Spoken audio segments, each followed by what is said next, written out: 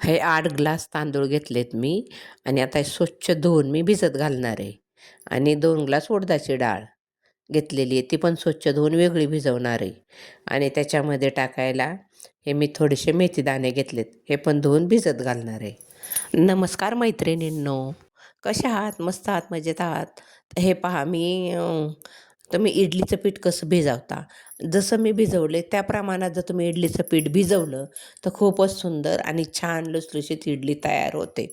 तर मी हे प्रमाण कसं घेतलेलं आहे, 8 ग्लास तांदूळ आणि 2 ग्लास उडदाची डाळ, म्हणजे 4 ग्लासाला 1 ग्लास उडदाची डाळ घ्यायची आणि थोडेसे मेथीदाणे भिजून टाकायचे. तर हे असं प्रमाण घेतल्यामुळे इतकं छान बटर झालं आहे ना, ते खूप असं फुगलं आहे.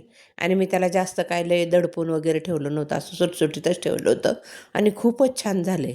आणि इकडे तोपर्यंत मी 2 नारळ चिरलेत, त्याच्यात मिरची टाकली, कारण चटणीची तयारी करून घेतलेली. आता हे पीठ इतकं छान झालं आहे ना, की त्यात आम्ही इडली पात्रामध्ये त्याची इडली बनवत आहे.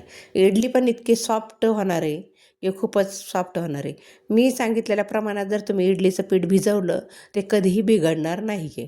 4 ग्लासाला 1 ग्लास उडदाची डाळ, तुम्ही 8 ग्लास घेतले तर 2 ग्लास उडदाची डाळ. आता आमची माणसं जास्त आहेत त्यामुळे मी 8 ग्लास तांदूळ घेतलेत आणि 2 ग्लास उडदाची डाळ घेतली आणि थोडेसे मेथीदाणे आपले त्यात भिजून टाकलेले आहेत. तर इतकं छान झालं आहे ना, आता इडलीसुद्धा इतकी मऊ होणार आहे, मस्त आणि बेस्ट. अशा पद्धतीने इडली पीठ तयार करा.